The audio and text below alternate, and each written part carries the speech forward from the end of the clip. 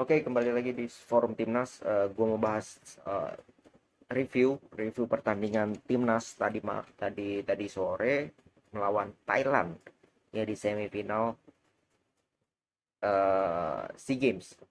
Ya jadi ada beberapa poin yang gue mau bilang bahwa yang pertama sebenarnya kalau dari starting lineup gue sangat setuju dengan starting lineup yang diterapkan oleh eh, Sintayong, di mana Marcelino, Cambuaya dan Mark Klok yang di tengah dengan dua playmaker. Di depan Witan Egy nggak ada masalah dengan Irfan, terus di belakang juga karena Asnawi absen, bukan Rio Fahmi yang dimainkan tapi Rahmat Irianto, ya nggak ada masalah juga menurut gua. Sebenarnya kalau kita lihat di babak pertama, praktis Indonesia justru bermain lebih baik daripada Thailand. Terlihat peluang mereka itu lebih banyak, walaupun tidak peluang berbahaya, tetapi minimal mereka bisa menyimbangi Thailand. Thailand itu banyak di press, Indonesia jadi bermain high press. Ketika Thailand di press, mereka otomatis akan long ball. Nah, ketika long ball, akurasi long ball mereka itu sangat buruk dan itu terlihat. Nah, itu yang menurut gue patut diapresiasi dari timnas pada pertandingan kali ini, di mana mereka bisa bermain really ofensif, really bisa pressing tinggi di babak pertama ya kalau gue bilang.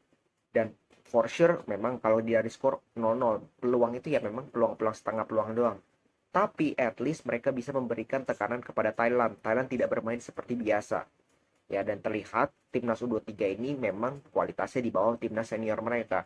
Karena timnas senior mereka masih punya beberapa pemain andalan seperti Canatis Pengrasing dan Teraton Bumantan dan sebagainya. Sedangkan di U23 ini praktis pemain-pemain muda yang masih berkembang, pemain-pemain muda yang minim pengalaman terutama di pentas internasional, sehingga mereka pun masih sering panik. Mereka sering melakukan kesalahan-kesalahan individual, baik dari passing, kontrol, dan juga dribble. Nah, ini yang bisa dimanfaatkan oleh timnas kita di awal-awal sampai babak pertama usai. Dan masuk babak kedua, entah apa yang terjadi, lu sudah tahu bahwa strategi lu ini berhasil di babak pertama. Kenapa lu tidak melanjutkan lagi di babak kedua? Itu yang menjadi permasalahan menurut gue dari timnas Indonesia sekarang. Karena kalau kita melihat permainan di babak kedua ini jauh lebih berbeda dibandingkan babak pertama. Babak kedua Indonesia entah apa mereka langsung parkir bus. Ini tidak boleh dilakukan. Karena ketika lo parkir bus, ketika lo bermain bertahan, tidak press lagi, maka itu akan memberikan ruang kepada Thailand. Oke? Memberikan ruang kepada Thailand untuk memainkan sepak bola ya. Sesuai dengan strategi mereka, di mana umpan-umpan pendek, kombinasi, mereka mengurung timnas Indonesia. Dan ini menurut gue kesalahan dari timnas Indonesia sendiri. Entah itu instruksi dari Sintayong, atau memang pemain ini tampaknya sudah merasa aman dengan permainan mereka di babak pertama, dan mereka tidak mau ambil resiko bermain lebih seperti babak pertama, tekanan tinggi, intensitas tinggi sih, memperhatikan stamina mereka. Ini yang gue sangat sayangkan. Dan memang mereka nggak ngejebolan di babak kedua, iya, dan mereka ada satu momen mungkin 15 menit 10 menit mereka bisa memberikan peluang-peluang yang berbahaya ke gawang dari Thailand. Dapat dapat satu kali mistar, itu pun dari corner, lebih banyak dari set piece bukan dari set play.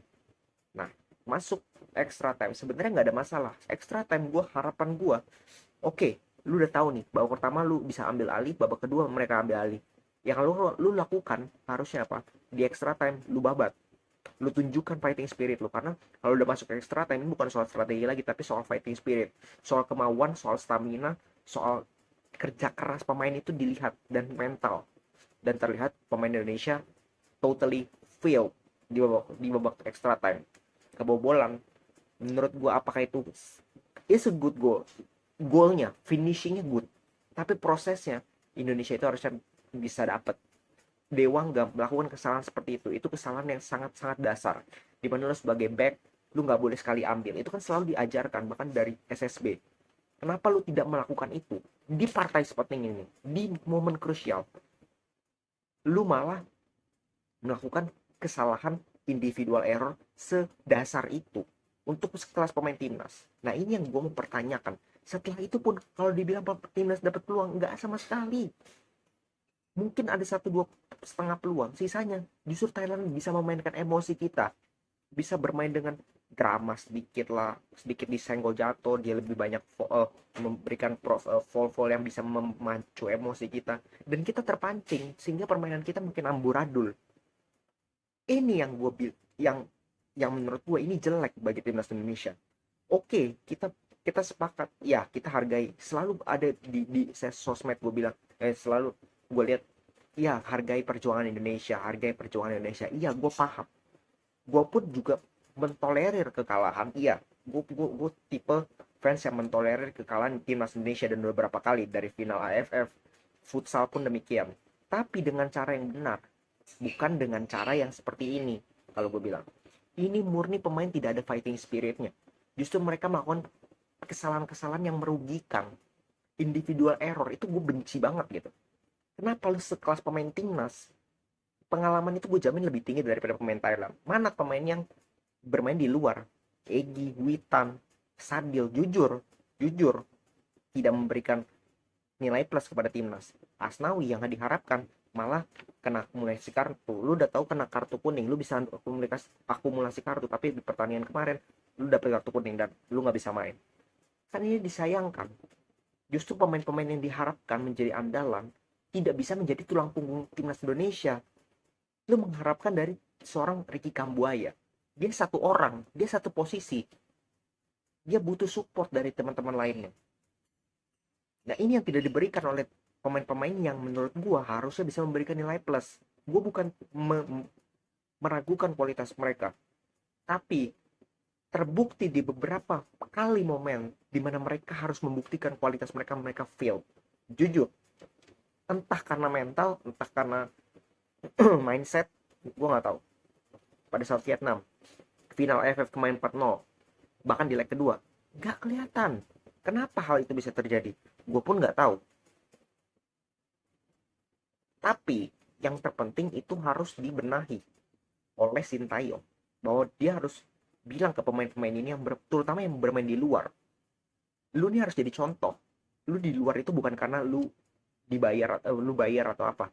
Lu di luar, dilirik tim luar itu karena lu berprestasi, lu punya bakat yang lebih daripada pemain lain dan lu harus buktikan di timnas.